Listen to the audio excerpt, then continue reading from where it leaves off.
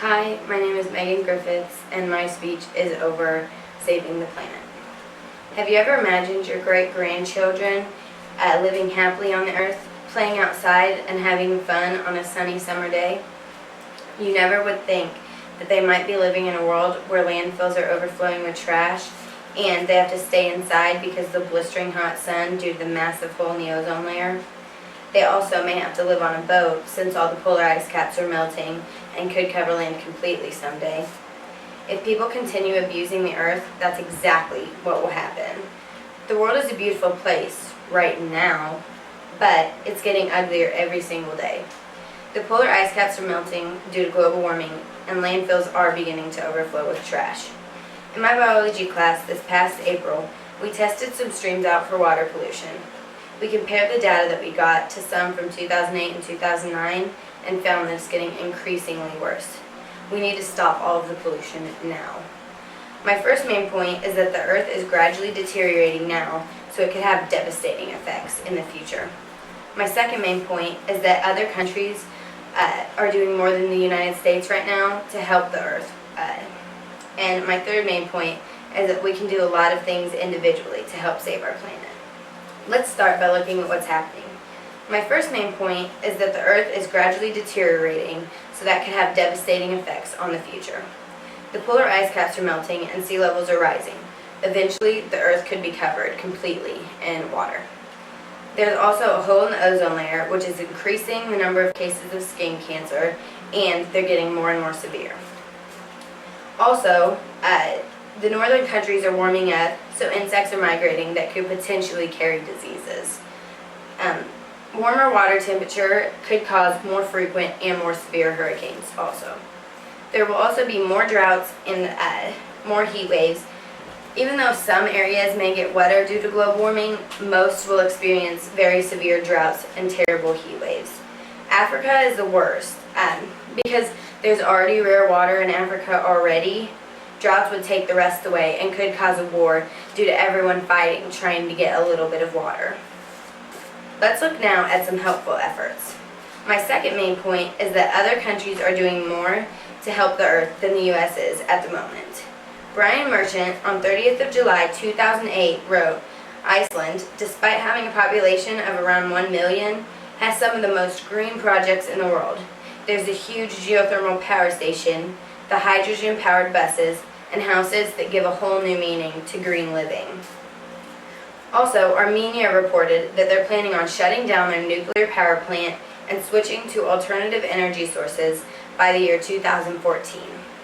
The top 5 environmentally friendly countries are Switzerland, Sweden, Norway, Finland, and Costa Rica. Switzerland has very strict environmental regulations and very low levels of air and water pollution. Also, the United States is leaving a bigger carbon footprint than most other countries, and it's only listed 39th out of the top 100 eco-friendly countries. Jessica Dill, on 13th of May 2009, wrote an article that said, "The Green Dex shows that there is considerable difference in one's environmental footprint when you look at different countries and cultures." Also, every 13 out of 14 countries have increased their environmentally friendly behavior in the past years. Now let's look at what we can do for the earth. My third main point is that we can do a lot of things individually to help save our planet. You can make your house more eco-friendly. Instead of building a new environmentally friendly house that would cost a lot of money, you can insulate your walls and ceiling and install double or triple pane gas-filled windows. Also, plant trees to shade your roof. These will all lower the energy you use on heating and cooling and save you a lot of money. Recycling Statistics Love to Know Green Living, dated 11th of April 2009, says that recycling can produce major savings in energy, minimize pollution, save trees, and help protect the environment. So, you should also begin recycling. Recycling majorly reduces the amounts of trash that are being put in landfills. So instead of putting foods in the trash or garbage disposal, you should make a compost pile outside, and that will fertilize anything that you plant. Also, you should buy things that come in a recyclable package like the new Sun Chips bag. When you do go grocery shopping, instead of using the paper or plastic bags, take a reusable cloth bag like these. If you don't have one, you can find one at most stores. And if you can't find one, just make sure you recycle the paper or plastic bags that you do end up using. When companies manufacture things from recycled materials, they can save a lot more energy than if they use new materials. A few examples are recycled aluminum, which saves 95% of energy, plastics, which saves 70% of energy, and just a single glass bottle or jar made out of recycled glass saves enough energy to run a 100-watt light bulb for up to 4 hours. You can also turn things off and unplug them when you aren't using them. This is especially effective when you go on vacation. Also, you can conserve water by taking shorter showers, buying a shower head that uses less water, and saving the rainwater from outside. You should also buy a hybrid vehicle.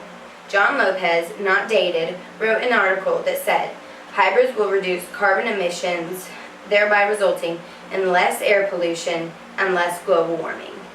Now, I'd like to review what we went over today. Everyone needs to start taking action immediately. If you do, then our planet can stay a beautiful, green, and healthy place for much longer. Again, my first main point is that the Earth is slowly being destroyed and could cause devastating effects in the future. My second main point is that other countries are doing more than the United States at this time to help save the Earth. And my third main point is that we can do things, a lot of things, ourselves to help save our planet.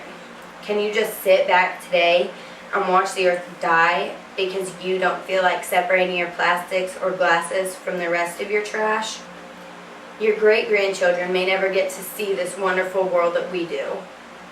That is, if you don't start making the change today.